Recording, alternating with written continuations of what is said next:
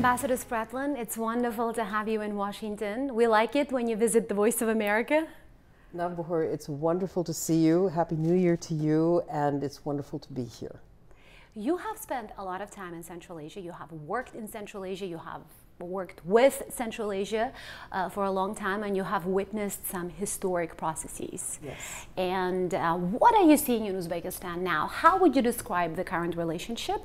And most importantly, how different is that relationship from where it was more than a year ago, before the leaders in both countries changed?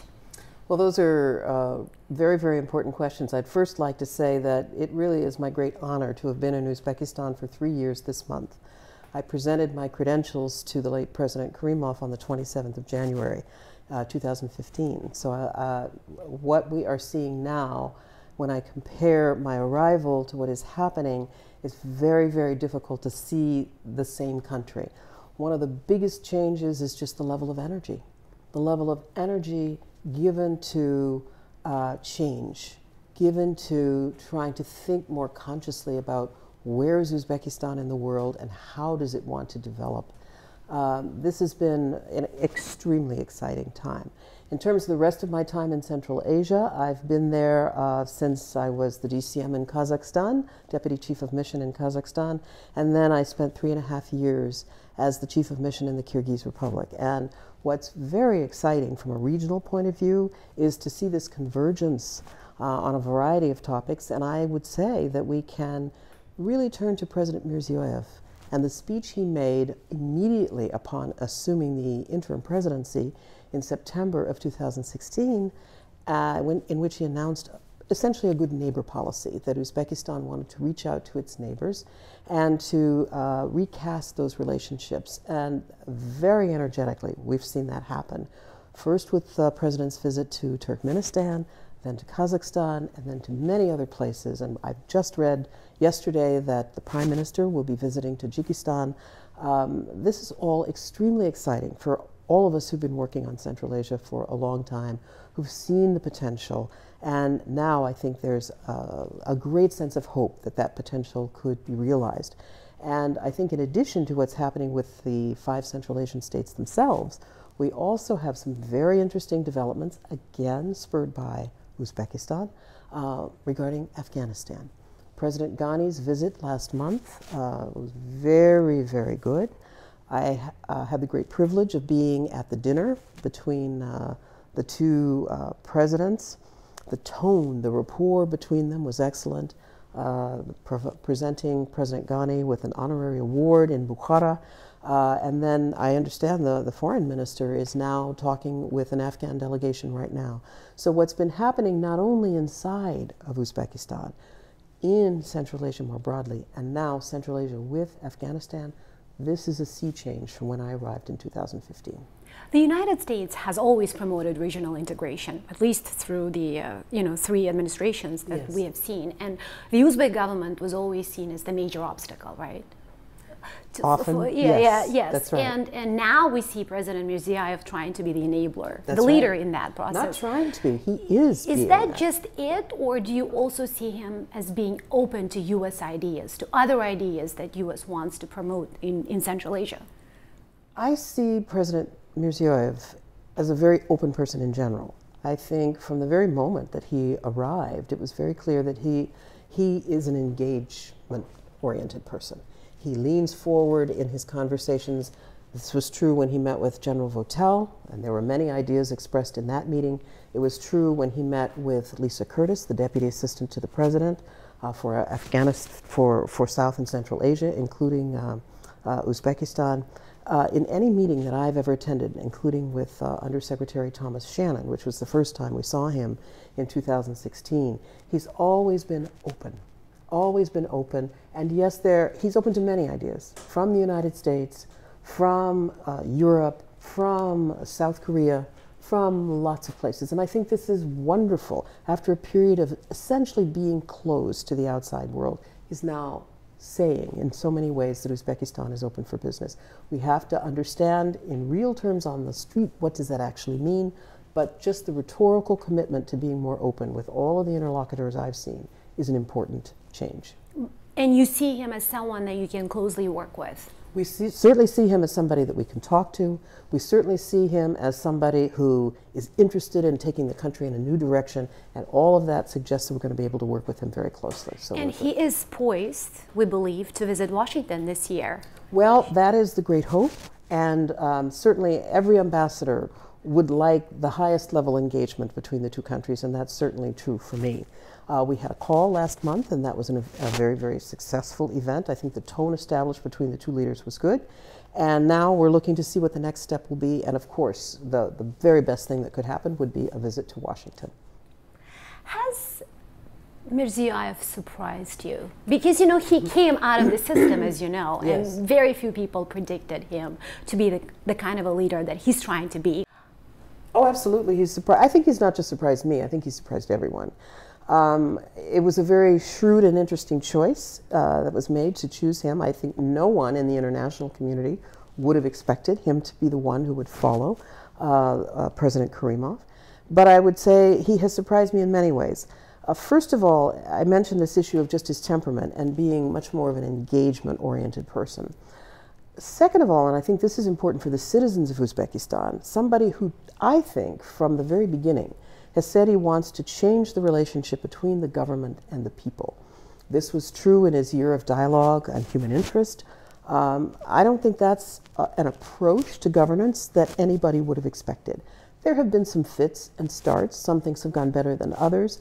But I think it's very clear that when he talks, he's interested in making sure that instead of the government being an oppressive force in the lives of people, that it actually serves people. Now, how to turn this all around? I think that there are some challenges associated with that, but that was one of the biggest surprises.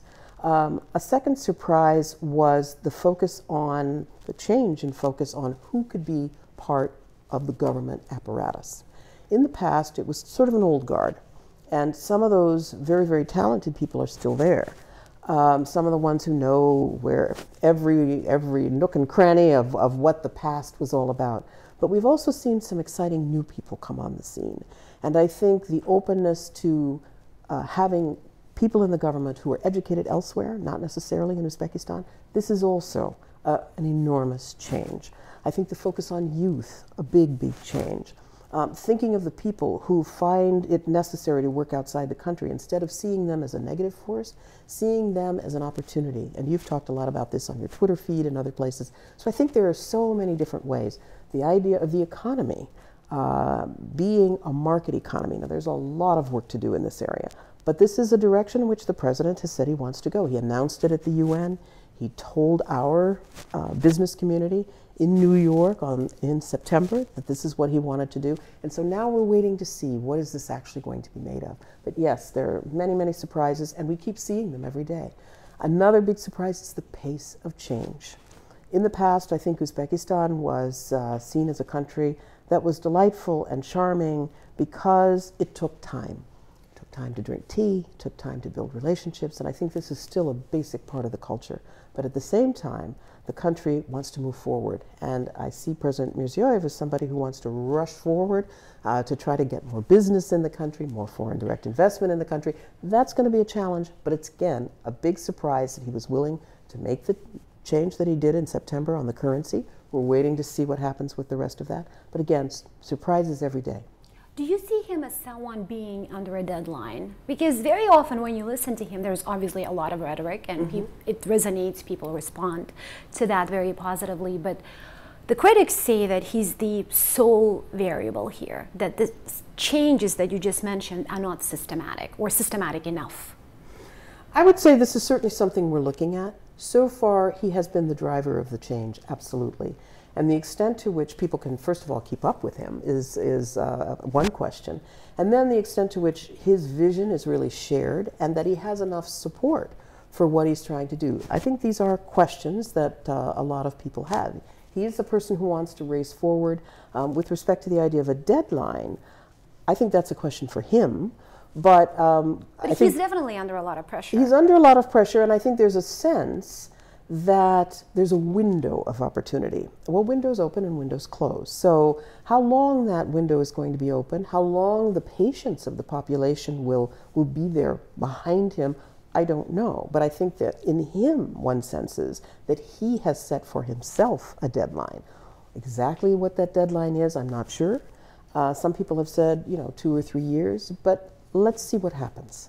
Let's see what happens. I'm not aware of any specific deadline, but I agree with you. There's an enormous sense of pressure, and I think that some of that is the pressure that the president has put on himself.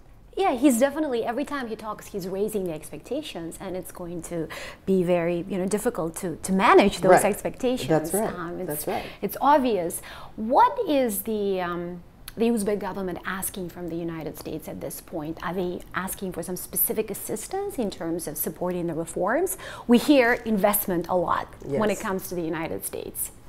I think there are many things that are specific, but I think in general what the government of Uzbekistan would like, certainly at the level of the president, is recognition.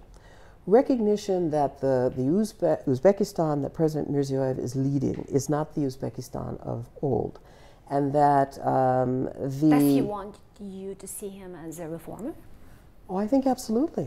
I think he would like for, not only me, I think he would like to have all Americans in the policy space see him as a reformer. Certainly in all the speeches. I wasn't there for his 4-hour tour de force speech at the end of the year, but I was there for the Constitution Day speech, which he talked a lot about a subject like torture, something that would not have been discussed by the president before.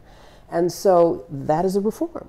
And the idea that there was a blacklist and now people are off it, that is a reform. So I think, yes, absolutely, he would like to be seen as a reformer, and he would like to see those reforms recognized, because I think for a long time he knows that Uzbekistan was often compared unfavorably to many states in the region, and it was seen as certainly not a state that was moving forward in the area of how citizens related to the government. I think this is something he very much wants to change, and yes, he wants us to see him as a reformer. I do think that in the area of what kind of economic relationship President Mirziyoyev would like, certainly, as before, the government of Uzbekistan wants the United States to be very active as an investor, particularly, but also in trade. I think there we have always said that the idea is, what are the conditions that Uzbekistan is offering? It's Uzbekistan that must attract the businesses. It's not that the United States needs to go there necessarily. And so I think this is a debate. This is a debate, and there's some work that Uzbekistan has to do in order to be more attractive to our foreign direct investors. But as we saw from the AUCC meeting, the American Uzbek Chamber of Commerce meeting in New York in September, there's tremendous interest. So the question is, how do we turn that interest into something concrete? And there, I think a lot depends on Uzbekistan. There's a lot that still needs to be done on the issue of currency. There's a lot that still needs to be done on the rule of law. I think there's a lot of concern about the bandwidth of the country. Do they have the workers there who could really provide that human resource that investors need? But absolutely, I think one of the things that President Mirziyoyev wants is more foreign direct investment, a stronger economic relationship. I also think he wants to be seen as a provider of security for the region, and therefore we have been very appreciative of Uzbekistan's long-term support of what we have tried to do in Afghanistan. There's now a new strategy, and the president has suggested that he's willing to be supportive of that. I think that's very much welcome. So again, I think he wants to be seen as a friend of the international community, where there is mutual interest for the United States and Uzbekistan to cooperate more closely. Absolutely, he wants that, and of course that's what we want too. The key is to find those areas where the mutual cooperation makes the most sense for both countries. That's what we really want. So as far as Washington is concerned, you are the most credible person in Tashkent, right? So when you come visit the U.S. capital here, the nation's capital here, what kind of issues are they raising, the political circles here, definitely the administration? What are the priorities for the Trump administration? We've read the national security strategy. Definitely Central Asia seems to be important, but not as important. It's definitely not a priority region based on our reading. But as the relationship with Pakistan is souring, the Central Asian stock seems to be rising here in Washington. Well, what I would say is we want to put this in context. What I think is interesting and important is that the South Asia strategy, the South and Central Asia strategy, specifically mentions Central Asia. And we have had, as I said, we've had General Votel come visit from CENTCOM, a visit of the Deputy Assistant to the President for the region in November to the Samarkand Conference. That's a very, very important message, I think, of the Trump administration to Uzbekistan about the importance of this country and of the region broadly. So I wouldn't sell Central Asia short by any means. I think it's important. Obviously, the relationships we have with countries differ, but it doesn't mean that we aren't very interested in expanding that cooperation and doing as much as we can with Uzbekistan. I would say, while I'm in Washington, the meetings that I've had suggest that there's much more attention focused on Uzbekistan. That people want to know. It's not just about Afghanistan. It's not just about Afghanistan. It's broader. People really want to understand what should we think about what we see. People know there's a difference. They know that some changes are taking place, but the question is, how are we really to understand these? And it goes back to these changes, and it goes back to what you said earlier about who is driving them and who beyond the president is really supportive of what is happening in the country. Do you see a strong team around him? Because many doubt that there is. Actually, we hear a lot from Tashkent about this, from the people you know, on the ground who say that this is still the old guard.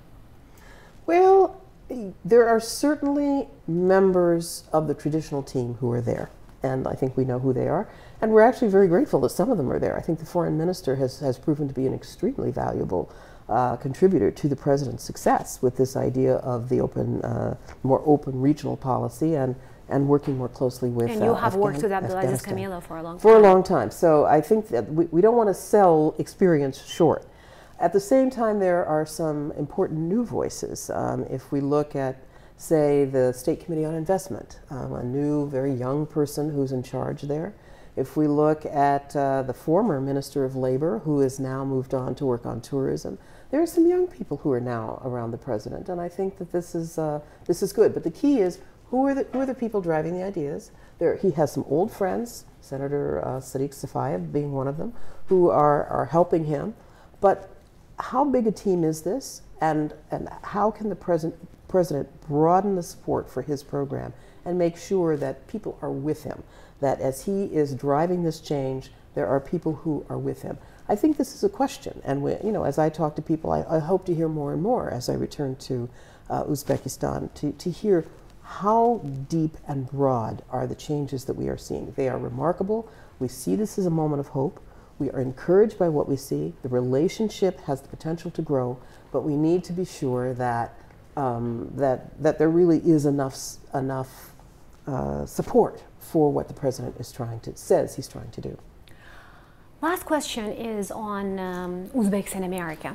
Yes. Has the fact that Uzbek immigrant stands accused of a terrorist attack in New York, that happened last October, affected the relationship in any way? Should the Uzbeks here in America be worried? Because what they're hearing from President Trump scares them.